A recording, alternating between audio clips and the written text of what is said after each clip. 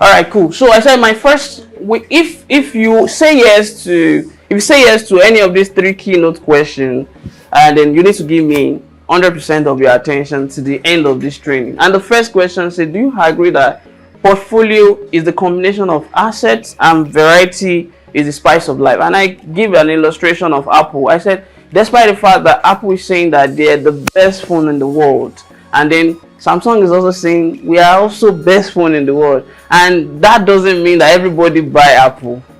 Some people go for Apple, some people go for Samsung, some people even go for Xiaomi, Android. You understand? And that's why we understand that whatever you are brought into the world that is meant to make people's life better, don't forget, because variety is the spice of life. You always have your own audience. So then the second question is, do you agree that property can be tangible or intangible? Once you agree, cool. Then the last one said, do you agree that the aim of management is turning little to plenty and is an assignment for every human being on earth? And that's why you don't buy one cloth and wear it one day and throw it away. You keep it, you wear it properly, you wash it, you laundry it right, so that your washing machine will not tear it up for you. So let's just start with this opening quote. The opening quote says, building portfolio of categorized assets that can be easily liquidated at any given season is the core priority to living your dream life. And you realize this during the course of the training. Some people will go and buy assets, a category of asset that cannot be easily liquidated.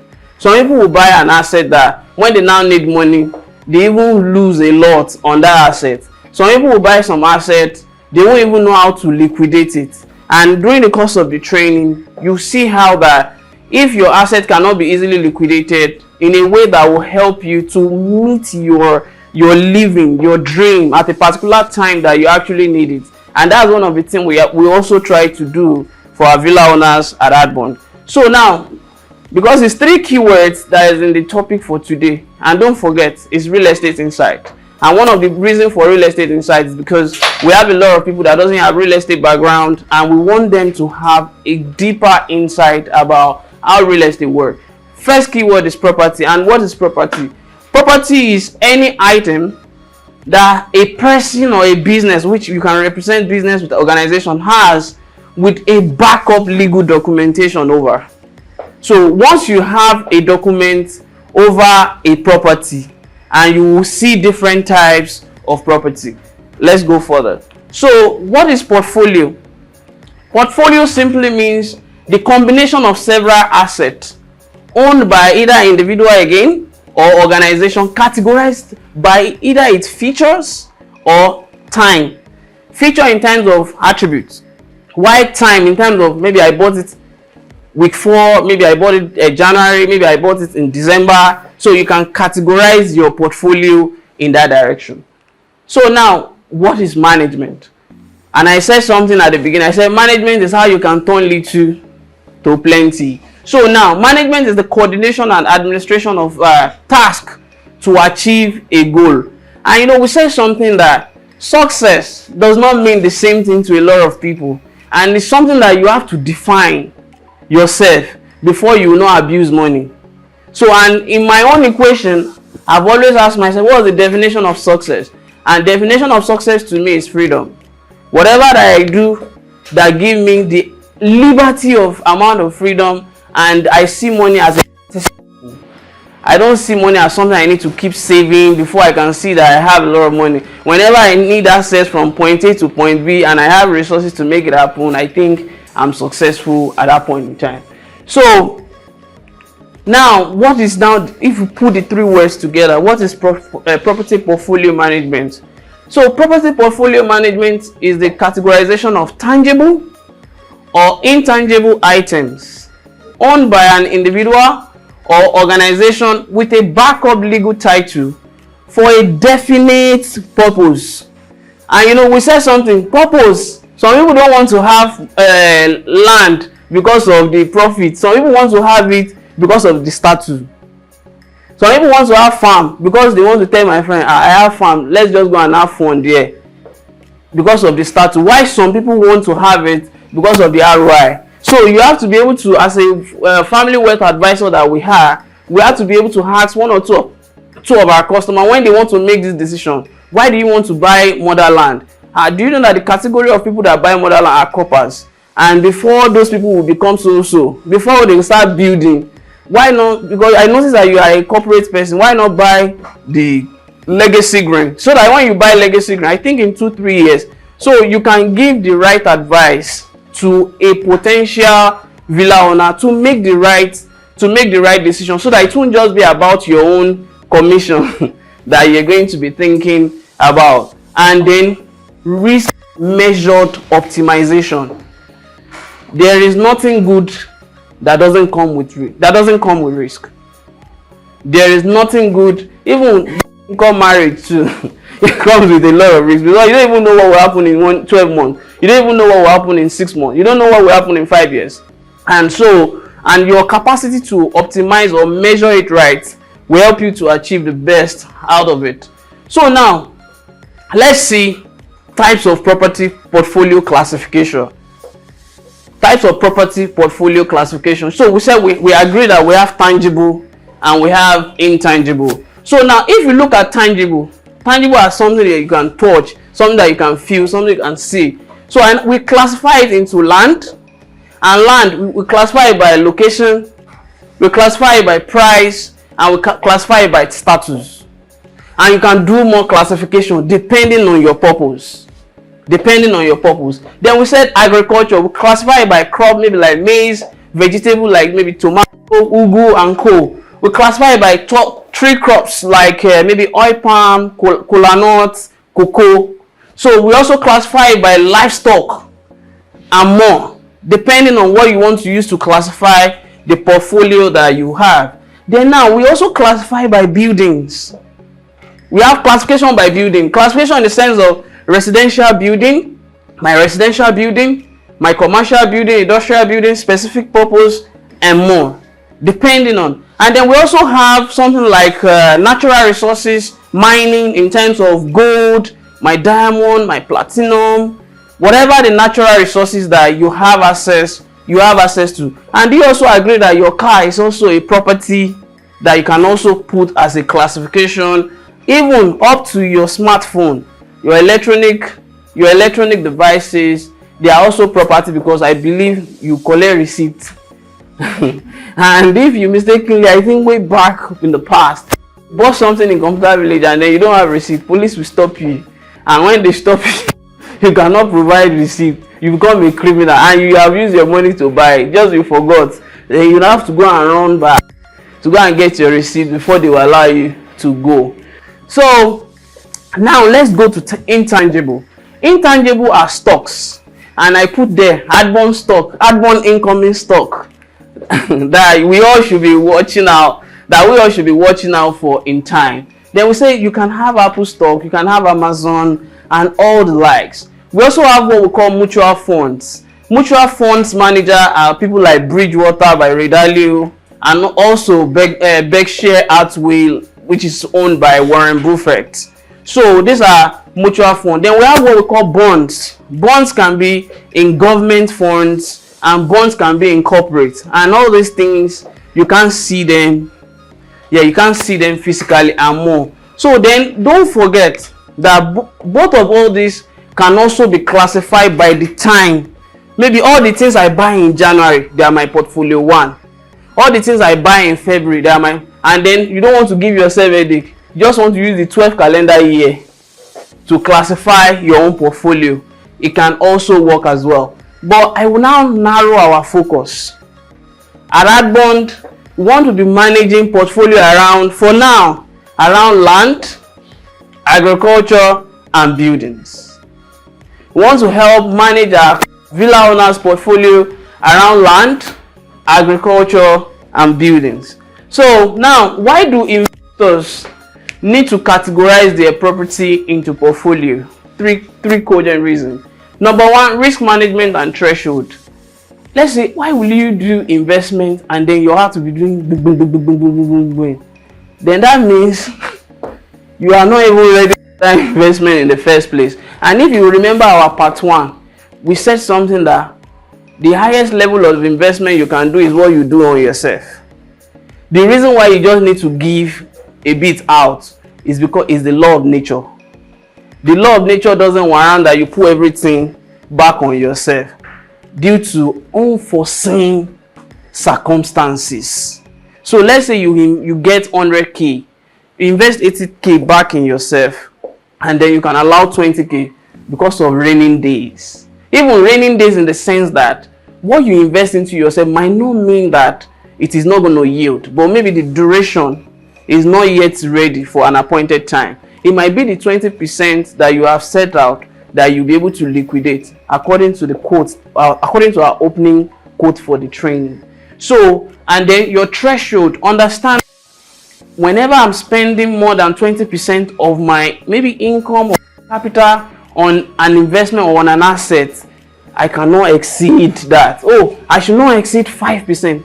Create a threshold risk for yourself, so that once you create that threshold risk and you don't coast, because what I mean by you don't coast is that there is no way you give out that it doesn't come back. I don't know if you have observed that the only way you give out that it will never come back is when you stop working on yourself.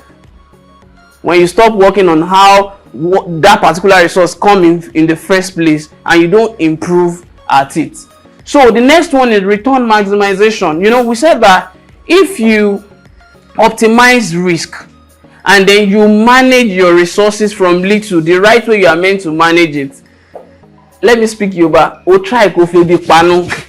You understand? You try to ensure that to a certain degree you don't take in every profit that you get, and you still try to set out some of the profit to become a seed again that can also bring in another inflow to you. That's the aspect of return maximization. Then we now call this one season asset classification. There are some assets that you always buy and they always work in your favor, and you have already understand the pattern.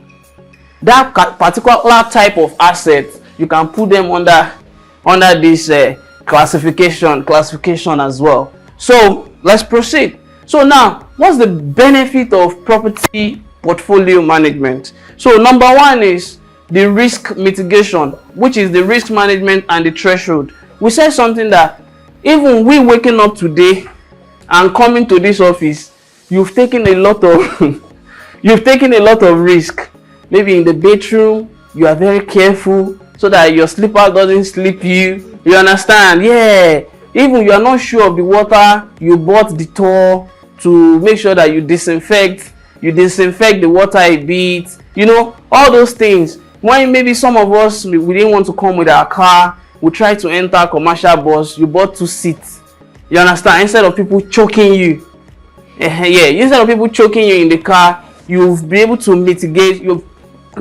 mitigate such risk. And that's also the same thing that we have to be able to do whenever we are taking maybe asset buying, portfolio purchasing in a way that will suit what we are expecting in return, either maximum profit, either let's say maybe for a good social status class, if that's what we are also looking at. So, and then we must ensure that don't do any investment and your heart is pounding.